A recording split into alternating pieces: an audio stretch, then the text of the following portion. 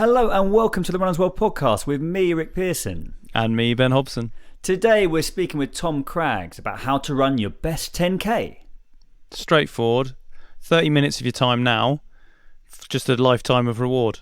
That's all. That's what we're giving you here. That's our promise to you. That's our promise to you.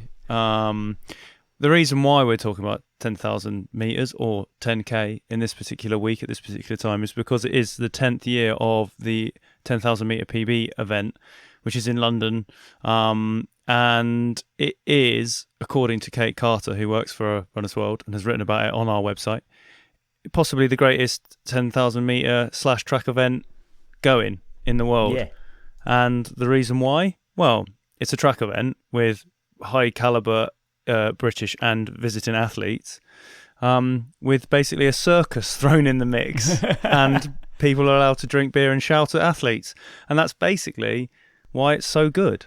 That's the recipe for success, isn't it? It makes sort of traditional track and field look rather conservative, doesn't it? Well, I mean, and I think that's the main thing. Track and field events technically are kind of conservative, aren't they? Like if you watch any of the sort of big things, there's the sort of a stadium maybe half full, and there's some people running around the track, and it's great. Don't get me wrong, absolutely like what it needs to be. And I think that there are some other events alongside this one, and certainly some ones that are being streamed and have got like a really good following. But certainly this one is the sort of standout in terms of like make it a bit wacky, but have a very like pure core track event at the centre of it, which is what everyone's come to watch. But then throw in some theatre, throw in some like, you know, fun and games, and a bit of sort of like some beer and the lactate tunnel of love and all this sort of like strange stuff that's got going on, and it just makes for like a real proper sort of party atmosphere to it. Yeah, exactly. And again, back to Kate's piece on the site, athletes want to run it because of that, not just because, you know, obviously there's other bits like as, you know, championships, qualifying times and all this sort of stuff, but people want to be involved. Athletes want to be involved in that race because it's like, I want to go and have people shout at me while they're having a beer. Yeah. I mean, you get when people talk about London Marathon, don't they? They say like, the crowd are such a big part of the appeal, and also such a it can be such a positive thing and spur you on. And you think, people in lane 4 of a track cheering you on a Saturday night. That's the greatest atmosphere that a lot of people will ever race in. So it's huge appeal going along. But that's the context, isn't it? So that we're kind of talking about. We saw basically we're basically shoehorning some evergreen running advice around a event that we will go to at the weekend. Popular event. But why not? Hey, that's what we can do that. So for our pleasure of going to the event, you get the pleasure of Tom's advice about how to run your best 10k, which is great advice. Hey, sounds like a good episode. Should we get on our guest of the week? Oh, let's do it. Guest of the week. Here in the studio. Guest of the week. Sometimes on the phone. Could be an athlete. Could be a physio or a complete unknown. Our guest this week is RW columnist and England Athletics road manager Tom Craggs. He's here to tell us more about how to run your best 10k and why it's a great distance to attempt for runners of all abilities. So Tom, welcome back to the Runners World podcast. Thank you very much for having me back again. Well, it's always a pleasure. I mean, to be honest, this is sort of jingle territory, Rick. You know, the amount of times Tom's been on. You know, he needs his own jingle. He needs his own jingle now. Yeah. I think that would be nice, wouldn't it? I think I think so. I mean, it creates the opportunity for plenty of ribbing, and you know, could be Benny Hill music or something, couldn't it? So leave it with me, Rick. Any opportunity. Let's start then with the night of the 10,000 metre PBs. Who should we be looking out for in the races, and also why is it such a cool event, do you think? Yeah, I mean, well, I guess starting with the event itself, it's probably in terms of track races, the best race in the world. And I think that's not me maybe it is me with a sort of British bias, but I think, you know, I've been to track meets all around the world, and there's nothing quite like the 10,000 metre PBs in terms of that kind of rawness of atmosphere and a way of engaging people who may be not sort of traditionally part of that. They may be into the sport of running, but maybe not into the sport of track and field.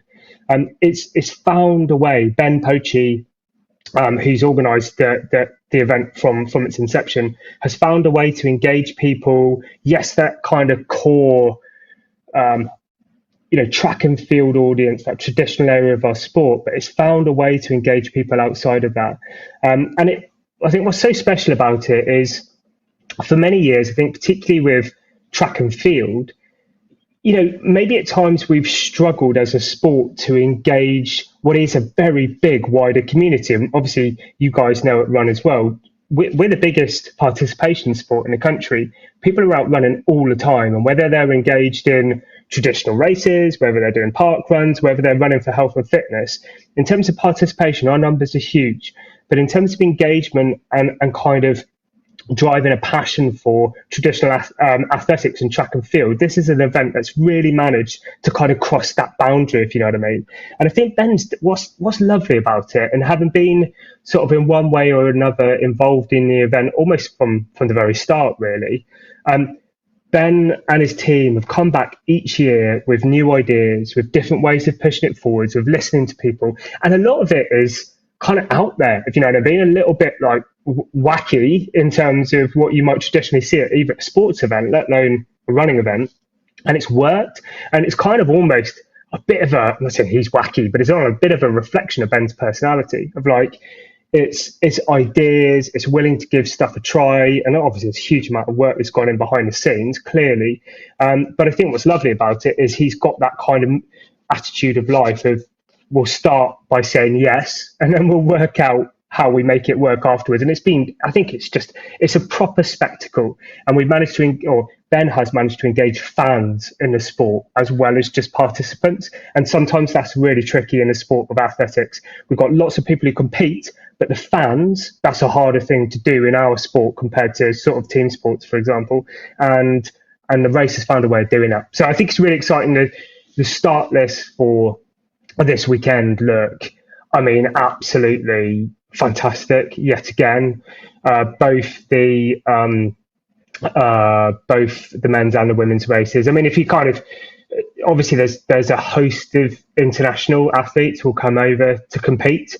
But I mean, from a British point of view, the race is providing an opportunity for people to go and bank World Championship selection standards. So the World Champs are taking place this summer.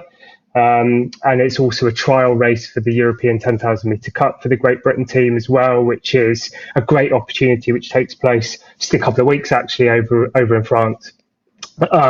So as such, the fields are great.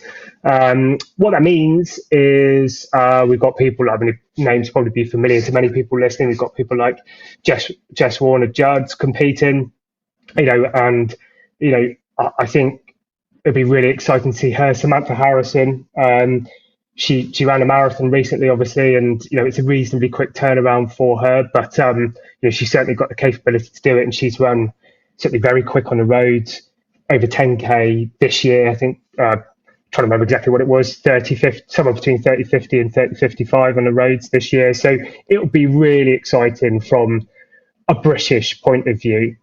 Same with the men's race. I think the men's race last a few years, the race has been won by Cripper, one of our European athletes. But I think we're looking at the men here. We've got, and for those who kind of real, aficionados of the sport, people who follow it, we've got some great international athletes coming over to compete.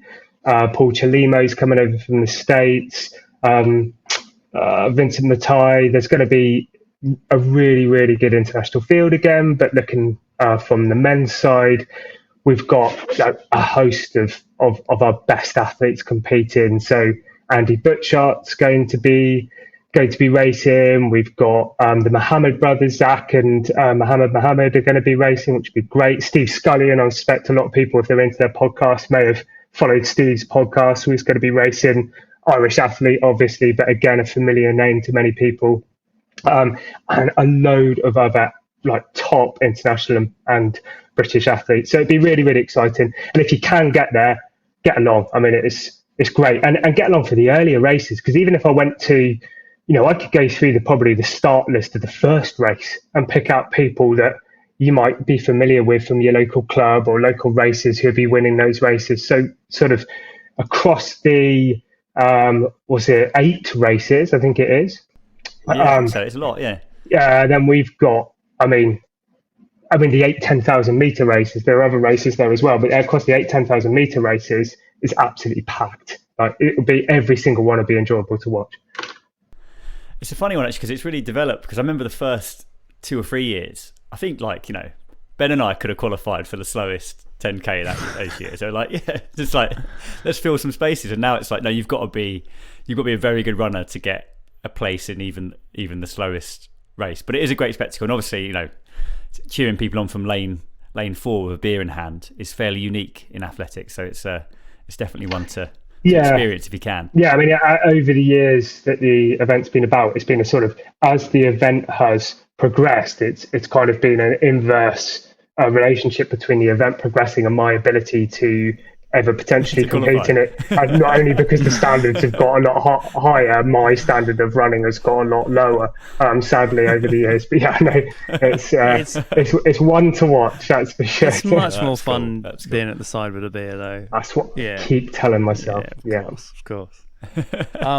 But let's get into some 10k running, because this is a distance I think a lot of runners, certainly Rick and I, will visit it and rediscover that it's horrible, and it can be a really, really, really sort of challenging one. And also people who've just sort of started running and are slightly into their journey, and they're sort of maybe they've got to 5k and they're thinking, what's next?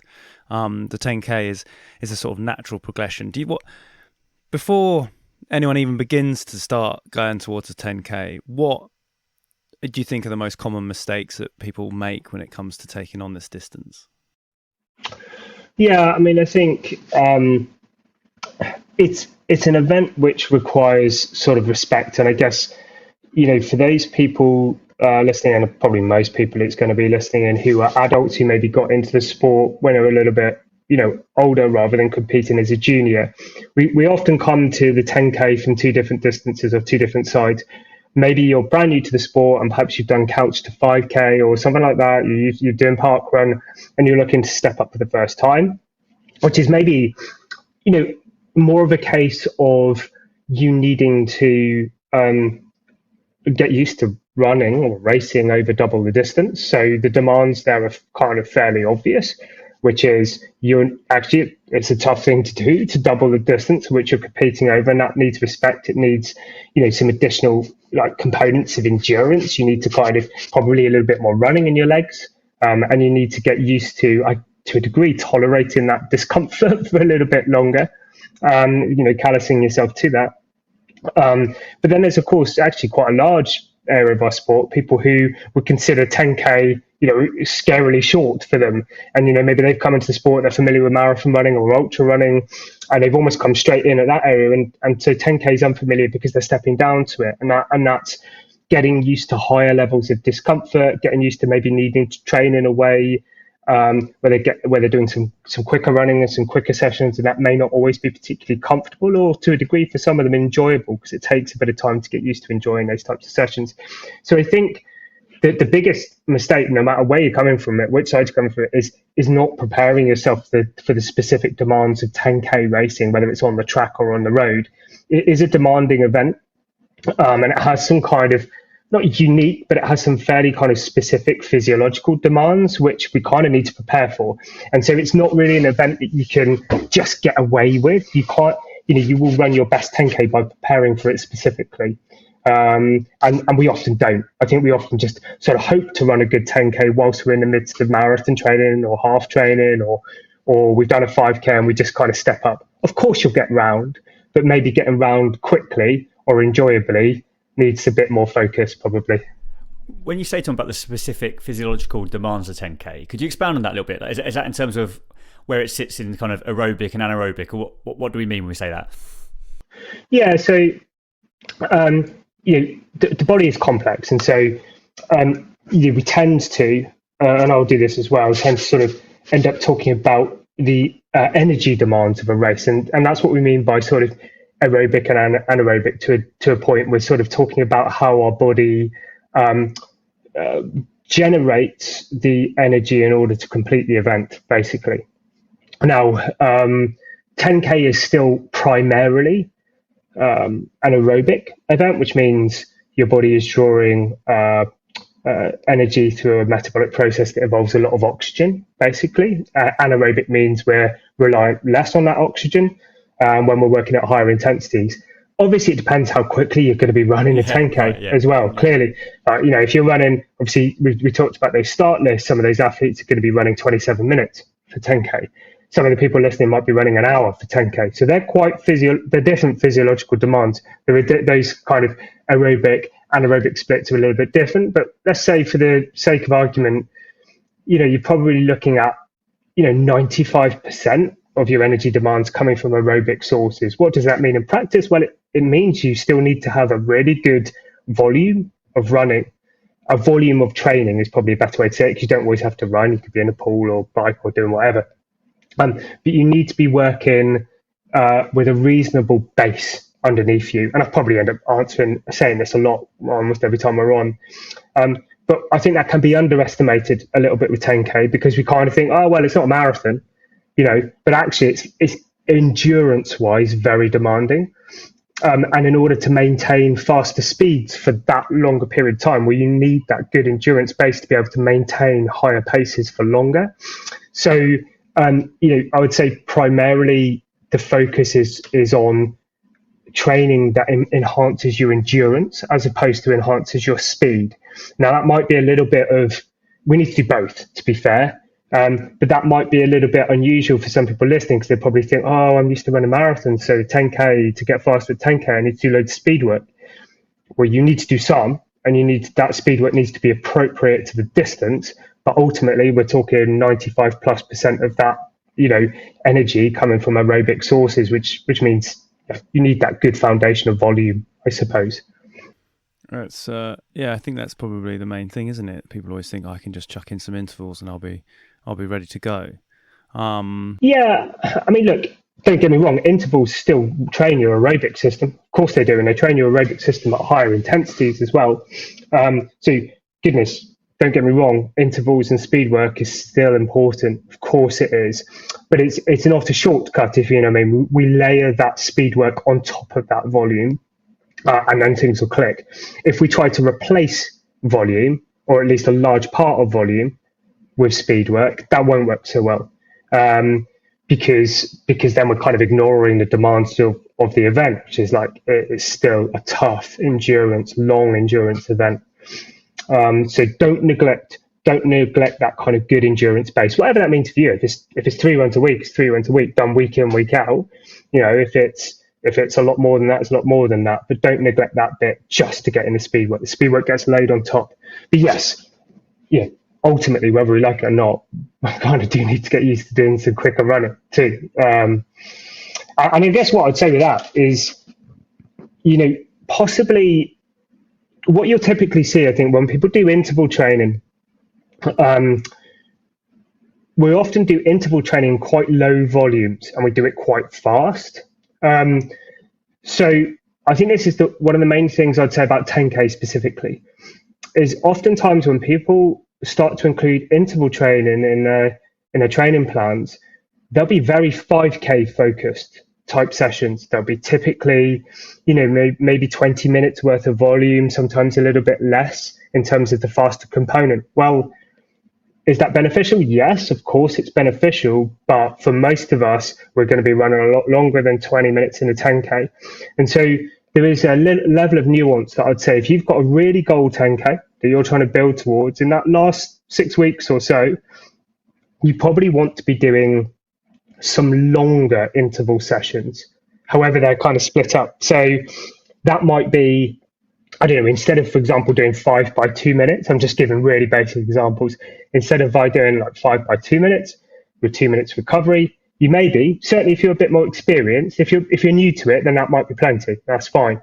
But if you're a bit more experienced, you might be looking to do things like, 10 to 12 by 3 minutes with a minute recovery. You might be looking to do some longer efforts, some mile repetitions, or like 2K repetitions. So you're getting used to your harder sessions are more in that sort of 7, 8, 9, 10K volume area. And you're getting used to maybe not running as quick, but you're getting used to running around 10K intensity, sometimes a little bit slower, sometimes a little bit quicker. So there's a level of nuance, I think, with 10K that sometimes get missed. So we do a tempo running. If you're used to doing tempo running, it's a little bit slower, or threshold running, or whatever you want to call it. People call it different things. But like longer efforts are a little bit slower. And we do our intervals that are shorter and a lot quicker. And we almost sometimes, it can be easy to miss out this 10K space. And so I'd say, when you're doing your interval work, as you get a bit closer to your event, 6 to 8 weeks, let's make it more specific. Let's get used to what it feels like to do like mile repetitions. And it's like, oh, they're quite grinding. They're quite hard, because you get, halfway, a third, 2/3 through, and you've still got a chunk of that repetition, that interval effort to go. And it's really good for callousing your body to that extra bit of endurance. So I'd say that's one of the kind of specific things I would tend to focus on, is probably some slightly bigger sessions, some slightly higher volume sessions, maybe not quite as quick as you're used to running them, but very, very kind of geared up to running quicker over 10K. This is the Runner's World podcast. Ben and I often talk about like the benefits or pros and cons of the positive and negative split, and I'm always coming on the idea that like people chat about negative splits and even splits when it comes to the marathon, and I think gets a little bit hyped up, but actually maybe most people are going to run their best marathon with a very slight positive split. Do you think, what do you think about with 10K? Do you think are we going for pure even splits? Are we trying to bank a little bit of time, or is there any sort of merit in the negative split, or is that more a kind of elite level racing strategy with this distance? I think always with pacing and with kind of split, once you get beyond sort of middle distance events, and there are some kind of quite specific profiles with middle distance events, like 800 meters generally is a positive split. At world class level, generally the first 400 will be quicker than the second 400.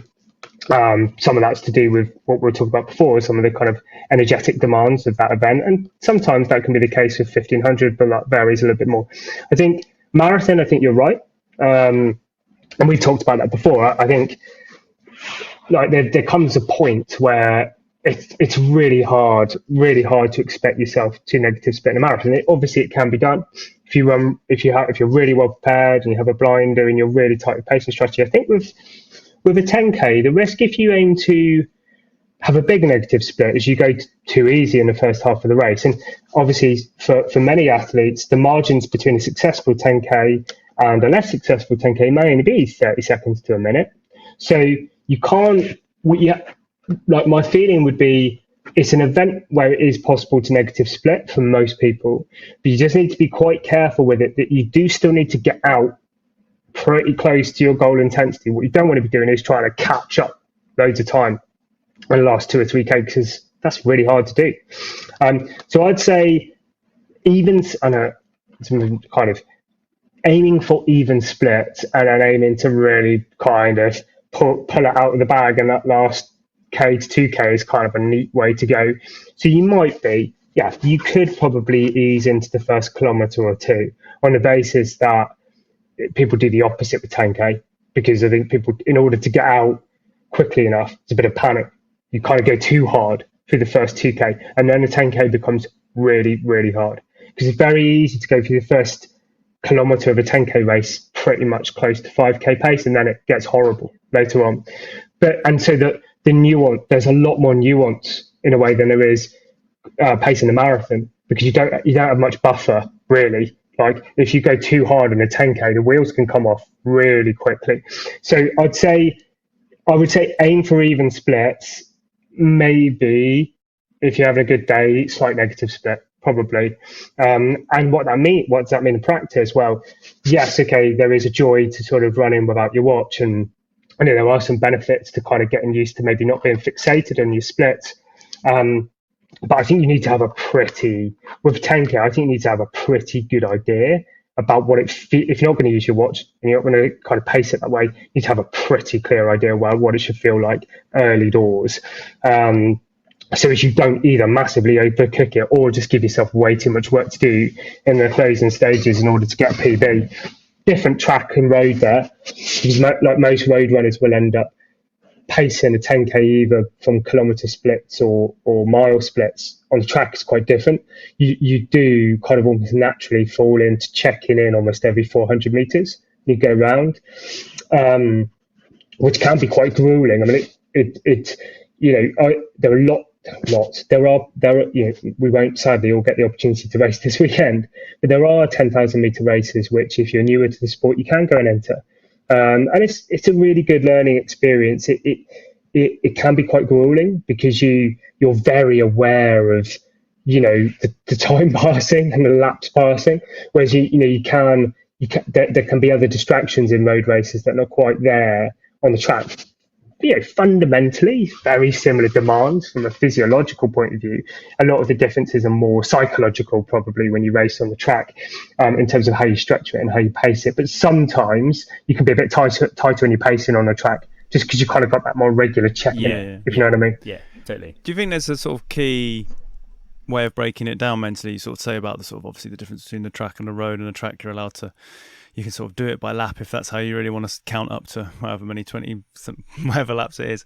25. But, 25. But like we talked about how people progress it in their own running. Would you advise do you block it off 2 5Ks and you do 1 5K and then you know how to, or do you have to treat this race differently? I mean, I think to a degree the sort of probably mental process is fairly similar to what you might do mentally with other distances, in that I think it's still a long way, so it is good to break it down a little bit into chunks. I mean, it's not overly complicated in terms of how we do that. It really is a case of sort of, that first 3k is about settling into your pace, and you're probably going to get it wrong a little bit the first 400, 200, 400, 600, whatever, until there's a bit of settling in, because people go off too hard. You're trying to settle into find your place in a race, and you got the nervous anxiety, and so you and that all needs to just play out a little bit. So 2 to 3k settling into pace, and then you kind of got a block of time. It might even be quarters, because then you've got sort of 2 to 3k, maybe up to 5 to 6k where you're settled in your pace, and it probably still feels okay, comparatively okay, provided you've got your pacing right in the first 3k. Then you've got a little bit, maybe that kind of 6 to 8k area, or 5 to 8k or whatever. There's a lot of mental kind of focus involved in that area of the race, because a 10k, going back to the physiologically kind of driven model, which I don't want to get too caught up in, but if you're running a little bit quicker than say an hour, so let's say you're running 35, 40, 45, even 50 minutes, we're working a little bit harder than what we call, your lactate turn point. Your body is going to be reliant on some of that anaerobic energy production. What does that mean? Well, it's going to start to feel quite uncomfortable at some point, and you just, the nature of the race means you should fully expect that to happen. You should fully expect the 10K to start to feel hard, and it's going to start to feel hard in that area. And that's where 10K is tough, because you can start to, there can be quite a reasonable degree of discomfort at 6 to 7K in. You're thinking, well, I've still got 3 to 4K to go here. And that's hard. Still got the best part of, 5K park run to go. So that's the bit of the race that requires an awful lot of focus. And that can, I think for a lot of people, that's where the 10K gets lost. Like kilometre 5 through to kilometre 8, most of us in that kind of last kilometre 2 can often find something to hold it together, to have a little bit of a kick on towards the end. You see the finishing line, or you pick a few vests in front and you pull them in, and you kind of get into the race. But it's that kind of 5 to 8K area where I think you really, really need to pull together the focus in a 10K. And that's where I'd probably have some mental strategies for that, where you're really kind of aware that that's something you're going to have to ask your body to step up to, because that is ultimately where the 10K is going to be made and lost there, because it's so easy to drift back to that kind of thresholdy kind of 10-mile half marathon intensity. It still feels hard, it just doesn't feel as hard, so it's easy to fall back to that, and kind of, or just drift through those kilometers. And drifting in the 10K kind of doesn't really work. You are really on the money the whole way. So it's probably breaking it down to quarters. You settle, Then you're on your pace, you're quite focused, you're ticking them off, it probably still feels okay. Then it's like, okay, now it's feeling hard. Then you have to chuck loads of focus of it. Then you've got your last little kind of kilometre or two to kick in for the finish, which may be where you go from running your current PB to setting a new PB. Is that little push on at the end, and that's great if you can find it. But yeah, it's all about that kind of 5 to 8K. Can you hold it together?